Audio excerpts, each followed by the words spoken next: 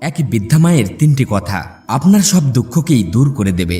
বন্ধুরা, এই তিনটি কথা যদি ভালো করে বুঝে নিতে পারেন তাহলে আমি কথা দিচ্ছি আপনার জীবনের সব দুঃখ সমাপ্ত হয়ে যাবে। বন্ধুরা, কোনো এক দেশের রাজা খুবই অহংকারী, চরিত্রহীন আর নির্দয়ী ছিল।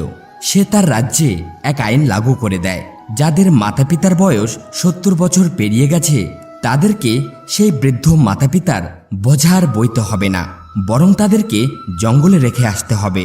যতটা সময় তুমি তোমার বৃদ্ধ মাতাপিতার পিছনে সেবা করতে ব্যয় করবে ততটা সময় তুমি ধন উপার্জনে ব্যয় করো, যার ফলে তোমার আর্থিক অবস্থা মজবুত হবে, সাথেই দেশের উন্নতিও হবে।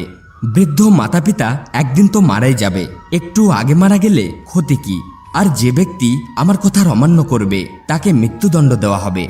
বন্ধুরা, রাজার আদেশ অনুযায়ী প্রজারা খুবই ভয়ভীত হয়ে 70 বছরের উপর বৃদ্ধ হওয়া মাতাপিতাকে জঙ্গলে রেখে আসে।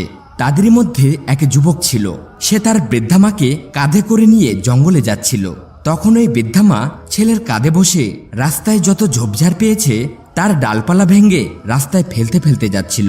ছেলে জিজ্ঞাসা করে, মা, তুমি এসব ঝোপঝাড়ের ডালপালা ভেঙে রাস্তায় ফেলতে ফেলতে কেন যাচ্ছ? তখন মা বড়ই মমতার সাথে বলে, পুত্র, আমি সব ডালপালা ভেঙে রাস্তায় এই জন্যই ফেলতে ফেলতে যাচ্ছি যাতে তুমি বাড়ি ফেরার সময় রাস্তা না ভুলে যাও। তুমি এসব পড়ে থাকা ডালপালা দেখে খুবই সহজে বাড়িতে পৌঁছে যাবে। বন্ধুরা, মায়ের কথা শুনে ছেলের গলা শুকিয়ে যায়। ছেলে মনে মনে ভাবতে লাগলো, মা তো জানে আমি তাকে জঙ্গলে রাখতে যাচ্ছি, কিন্তু তবুও আমার জন্য তার চিন্তা হচ্ছে, আর আমি সেই মাকে মৃত্যুর মুখে ছটফট করে মরার জন্য জঙ্গলে রাখতে যাচ্ছি। যে নিজে দুঃখী হয়েও আমাকে সুখী দেখতে চায়, এমন মা যে নিজের সন্তানের সব রকম দুঃখের ব্যাপারে জানে, ভগবানের চেয়েও বড় যার মন, এমন মাকে আমি আর কিছুতেই ত্যাগ করব না, তাতে আমার জীবন যদি যায় যাক। ধন্য হয় মা, বাস্তবে তার সন্তানের রক্ষা কবচ। এরপর ওই যুবক তার বৃদ্ধা মাকে জঙ্গলে রেখে আসার বদলে বাড়িতে ফিরিয়ে নিয়ে আসে, আর বাড়িতে এনে আঙিনায় একটি গর্ত খুঁড়ে সেখানে গুফা বানিয়ে মাকে লুকিয়ে রাখে, যাতে এই ব্যাপারে কেউ না জানতে পারে। এখন সে প্রতিদিন সেই গুফার ভিতরে গিয়ে মাকে জল খাবার দেয়, প্রতিদিন মায়ের সেবা করে, আর এইভাবে রাজাকে ফাঁকি দিয়ে সে তার মায়ের সেবা করছিল। বন্ধুরা, একবার অন্য এক দেশের রাজা সেই দেশে আক্রমণ করে দেয়। তখন ওই আক্রমণী রাজা এই দেশের রাজাকে বন্দি করে আর নিজেই এই দেশের রাজা হয়ে রাজ করতে লাগে। যখন ওই আক্রমণী রাজা জানতে পারলেন এই দেশের রাজার আদেশ অনুযায়ী এখানকার প্রজারা তাদের বৃদ্ধ মাতাপিতাকে জঙ্গলে রেখে আসে, তখন ওই রাজা সেখানকার প্রজাদের বলে, দেখো, তোমরা যদি আমার এই দুটো প্রশ্নের উত্তর দিতে পারো তাহলে তোমাদের এই আইন আমি তুলে নেব, আর কারো কোনো শাস্তি হবে না। আমার প্রথম প্রশ্ন, একটি কলসির মধ্যে বড় একটি কুমড়ো ঢুকিয়ে দেখাও। বন্ধুরা, রাজার এই প্রশ্ন শুনে যুবক বাড়িতে চলে আসে, আর এই নিয়ে সে তার মায়ের সাথে আলোচনা করে। তখন মা বলতে লাগলো, পুত্র, রাজার এই শর্ত পুরো করা কি এমন বড় ব্যাপার? শোনো, গাছে ধরে থাকা ছোট্ট একটি কুমড়োকে কলসির মধ্যে রেখে দাও, আর ধীরে ধীরে 10-12 দিনে সেই কুমড়োটি বড় হয়ে উঠবে আর কলসি ভরে যাবে। তখন সেই কলসিটি নিয়ে গিয়ে রাজাকে দেখিয়ে দিও। বন্ধুরা, ওই বৃদ্ধামা যেমন বলে যুবক তেমনই করে, ছোট্ট একটি কুমড়োকে কলসির ভিতরে রেখে তাকে বড় করে। এরপর সেই কলসিটি নিয়ে গিয়ে রাজাকে দেখায়। কলসির ভিতরে বড় একটি কুমড়োকে দেখে রাজা আশ্চর্য হয়ে যায়। এরপর রাজা তার দ্বিতীয় প্রশ্ন করে। রাজা একই রকম দেখতে দুটি গাভীকে নিয়ে আসে, আর দুটি গাভীকেই পাশাপাশি বেঁধে রাখে, আর প্রজাদের বলে, যদি কেউ বলতে পারো এদের মধ্যে কে মা আর কে সন্তান তাহলে আমি তাকে অনেক পুরস্কার দেব। বন্ধুরা, রাজার এই দ্বিতীয় প্রশ্ন শুনে যুবক তার মাকে গিয়ে বলে। তখন মা বলে, পুত্র, দুটি গাভীর যখন খিদে পাবে তখন তুমি তাদেরকে ঘাস খেতে দেবে। যে গাভীটি মা হবে সে ঘাস ততক্ষণ ধরে খাবে না যতক্ষণ না পর্যন্ত তার সন্তান ঘাস খাবে। পৃথিবীর সমস্ত মা তার সন্তানকে খাওয়ানোর পরেই সে খায়, সে মানুষই হোক বা কোনো পশু পাখি। এই তো মায়ের বিশেষত্ব। যদি খাবার কম থাকে তাহলে সে নিজেই না খেয়ে থাকবে, কিন্তু তার সন্তানকে না খেয়ে রাখবে না। সন্তান তৃপ্ত হলে মা নিজেই তৃপ্ত হয়ে যায়। বন্ধুরা, এরপর ওই যুবক রাজার কাছে যায়, এসে দুটি গাভীর সামনে ঘাস রেখে দেয়।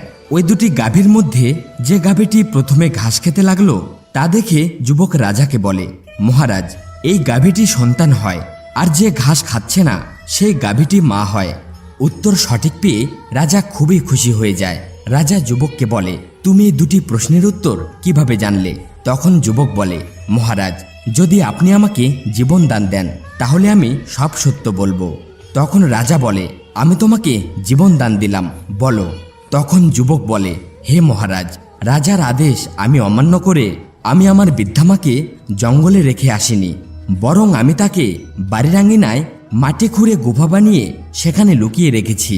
আমার সেই মা আপনার এই দুটো প্রশ্নেরই উত্তর দিয়েছেন। বৃদ্ধা মায়ের বুদ্ধিমত্তা দেখে রাজা ভাবতে লাগলেন, মানুষের মহত্ব বৃদ্ধ হওয়ার পরেও একটুও কমে না, বরং কোথাও না কোথাও সে আরও বেশি দরকারি প্রমাণিত হয়। আর আমি সবাইকে নিবেদন করে বলতে চাই, বিশেষ করে যারা বৃদ্ধ হয়েছেন কিংবা যারা বৃদ্ধ হবেন, আপনারা আপনাদের বিশেষ কিছু গুণ নিজের মধ্যে সঞ্চিত করে রাখুন, যাতে আপনার পরিবারের আপনার দরকার পড়তেই থাকে। তবে আপনার পরিবার আপনাকে মৃত্যু পর্যন্ত সম্মান করবে। এই পৃথিবীটা বড়ই স্বার্থপর। এখানে যতক্ষণ আপনার থেকে কোনো লাভ দেখা যাবে না ততক্ষণ আপনাকে কেউ দাম দেবে না। তাই মানুষকে উচিত সে নিজের বিদ্যায়, নিজের জ্ঞানে, নিজের বুদ্ধি দিয়ে, নিজের কর্ম দিয়ে নিজেকে এতটাই মূল্যবান করে তুলুন যাতে বৃদ্ধ অবস্থায় পৌঁছাতে পৌঁছাতে তার দাম একটুও না কমে। তবেই বৃদ্ধ হবার পরেও মানুষ আপনাকে মূল্য দিতেই থাকবে। আপনারা হয়তো দেখে থাকবেন, এমনও অনেক মানুষ রয়েছেন যারা নিজের বৃদ্ধকালের জন্য আগে থেকে ব্যাংক ব্যালেন্স জমা করে রাখেন। সেই টাকাই পরে তাদের ওষুধপাতিতে অনেক কাজে আসে এবং তার পরিবারও সেই টাকার লোভে তাদেরকে দেখাশোনা করে।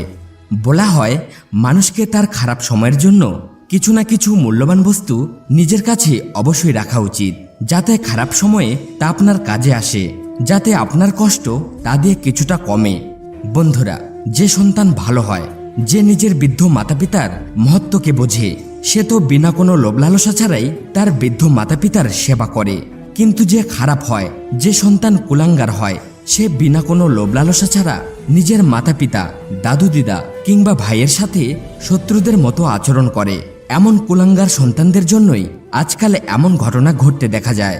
তারা তাদের বৃদ্ধ মাতাপিতাকে একা ফেলে চলে যায় কিংবা তাদেরকে বাড়ি থেকে বের করেও দেওয়া হয়।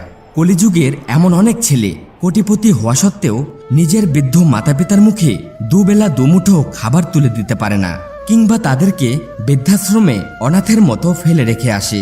এমন দুষ্টু সন্তানদেরকে ধিক্কার জানাই, যে নিজের জন্মদাতার সাহারা হতে পারে না। এমন মানুষ পৃথিবীতে শুধুমাত্র তার মায়ের গর্ভে মাকে কষ্ট দেবার জন্যই এই পৃথিবীতে বোঝা হয়ে আসে। বন্ধুরা, রাজা তক্ষুনি সেই আইন বদলে ফেলে আর প্রজাদের আদেশ দেয়, যাদের যাদের মাতাপিতা জঙ্গলে রয়েছে তারা তাদের বৃদ্ধ মাতাপিতাকে এক্ষুনি ঘরে নিয়ে আসো। এখন থেকে আর কেউ তার বৃদ্ধ মাতাপিতাকে জঙ্গলে রেখে আসবে না। আজ থেকে সবাই নিজের বৃদ্ধ মাতাপিতার সেবা করবে। তো বন্ধুরা, গল্পটি ভালো লাগলে অবশ্যই একটি লাইক দিয়ে দিবেন আর কমেন্ট বক্সে পুরো শ্রদ্ধার সাথে লিখবেন, হরে কৃষ্ণ।